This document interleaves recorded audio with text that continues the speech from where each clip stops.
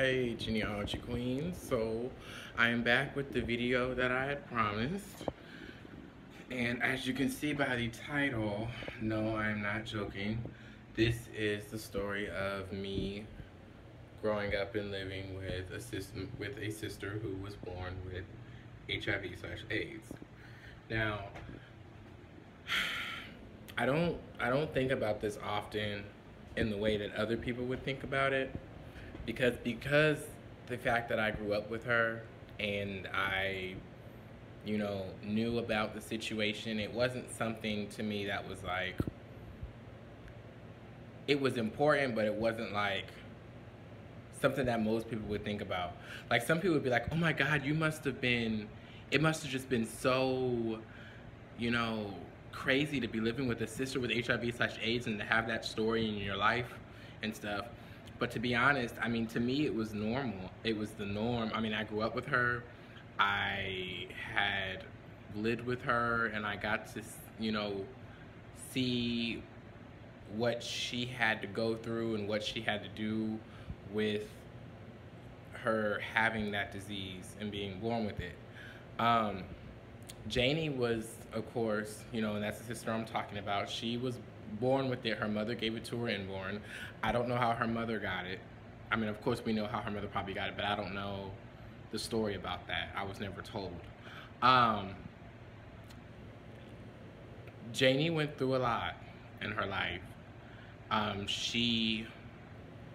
remember when we were in Texas, I would go to her doctor's appointments with her, and the doctor would talk to her and my mom, and they would go to Houston. They'd always go to Houston, like, all the time. Every year around, like, summer, they'd go to Houston, they'd go to her appointments. And when I was really young, I would go. Like, not when I was, like, super young, not even old enough to be in school yet, like 4 and stuff, and just hitting 5. And I mean, my mother would even bring me there when I was younger, maybe 3 as well. But, because I remember being there, and I remember the gloves that they had. I would love to blow them up. And I still to this day would blow them up, but I would always blow them up. They'd always have those gloves waiting for me because they knew I loved to blow them up. And plus, they kept me occupied while they dealt with, my sister Janie and telling mom the information and everything. So Janie was one of like a few kids who was born with HIV in the 90s and survived. So she was one out of just a few kids who survived. The rest of the kids had died. They didn't make it out. Janie wasn't supposed to live past the age of 2 or 3. I'm gonna say 3, but she did. Now, Janie did pass away. I'm gonna go ahead and say that she passed away in 2012, October 18, 2 days after my birthday, but she didn't die because of HIV or AIDS. She passed away because she got in a wreck. So, to continue on, I got to see what Janie had to go through. I had to see her I remember her taking these big pills. They were big. I mean, they were big. I mean, I may have been young, but they were big. I mean, I don't know how she could swallow them, but she took these big pills, and she had to take those every day. They kept her immune system good. They kept her going. If she didn't take them, she got really sick, of course. I remember her taking these pills, and I'm just like, how does she do that? Like, they're so big. Does that hurt her throat? Is she ever afraid of choking? I mean, I was just so young, but I just always wondered that. She would go to school, and a lot of kids would bully her because they thought that she was nasty because she had it, and she didn't go out and she didn't get it. Like, she didn't go out and just get it. She was born with it, but they didn't know. They were uninformed, and they were in a way ignorant. So I mean, my other siblings, because they were in school with her, I was never in school with her. Well, yes, I was. I was in school with her in elementary school and stuff, but this stuff, people bullying her and stuff, happened in middle school and high school. So, I wasn't there for that, but my other siblings would stick up for her. And, they would say, don't say stuff like that. Like, y'all don't know her story. Y'all don't know what she's been through. Y'all don't even know anything, so don't say nothing. And they would get on those people. And if I would have known at that time, I would have got on those people. I get on, I'd get on somebody now about it, you know. But, you know, Janie had she had a good life, but she also had a rough life. She got to do a lot. She got to travel, Bahamas, go to all kinds of places. Um, she was a cheerleader. I remember being a little boy, and she would go, when she was in high school and I believe middle school, she would cheerlead. She would go out to on the stand to cheer. And my little self, you know, I would just go down there and I would try to literally dance with her and her other cheerleaders, like in front of everybody, thousands of people. And Janie was always my idol growing up. I mean, she was just, I always wanted to be like her. When I was young, I looked up to her. I mean, she was a big role model in my life. So Janie had one time, I remember we were going, like, I remember being in like in the house, and Mom was talking to her and fussing at her because Janie wasn't taking her pills. And I remember Mom saying, and I was young here too, I don't know exactly the age. I may have been like, maybe, I'm not gonna say 5. I'm not gonna say 5. Okay, I'd say around 5, 6, 7, or 8 years old. And Janie was always 3 years older than me, 3 or 4 years older than me. So she was about 12 or 13, maybe even 14, depending on my age. And Mom was fussing at her saying, "You're not taking your pills? You know, why aren't you taking your pills? Do you want to die?" And once I heard the words die, it's like I completely just started crying. I just started bawling. And I walked up to Janie and I started crying. I said, "You know, I don't want you to die. I don't want you to die, you know." And I was just crying, you know. And Janie didn't really know how to respond.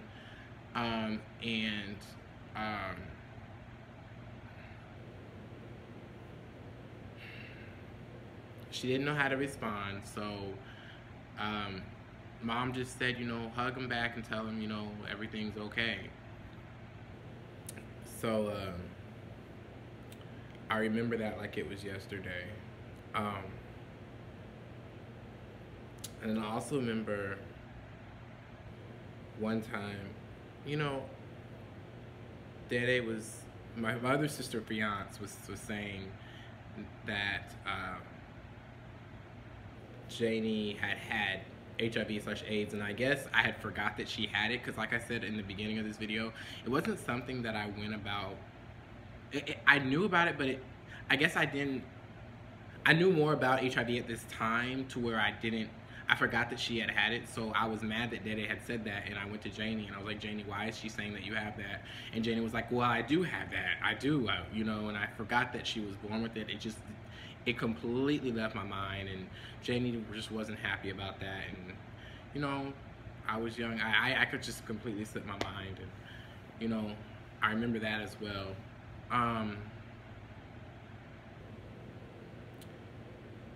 You know, she was a great person. She was loved by all, and she had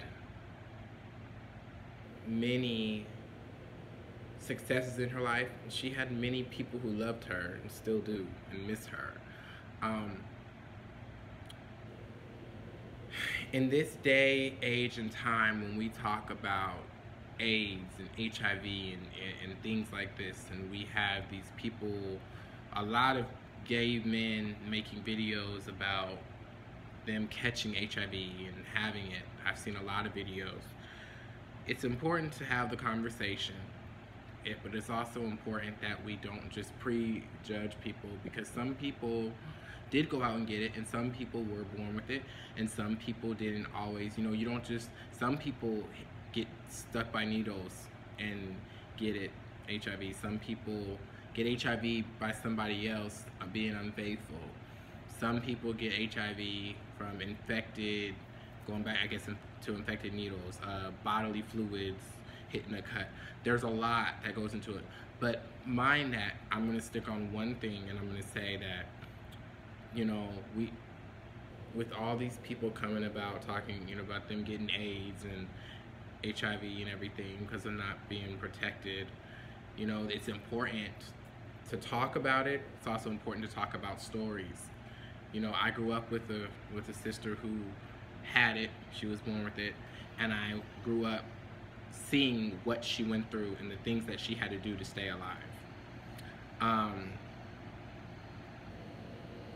It's hard because she had a hard life, but she had a good life, so she bounced the best of both worlds and the worst of the other. So, you know, it's not something I always think about, but when I really, really, really think about it, it is an amazing thing because Janie was not, she was well known more than just by her family. She was, in a way, famous because she was a child that had survived that. So doctors and all of that knew of her, at least Texas doctors and stuff. Like we had a family friend named Smiley, and he's still a family friend, and he knew very well of Janie. He was part of her journey going through that along with us. So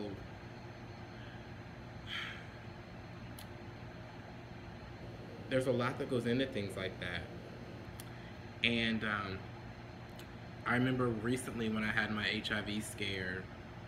Yes, I had an HIV scare, but I'm not HIV positive, I'm HIV negative. So thank the earth and the universe for that, and Janie.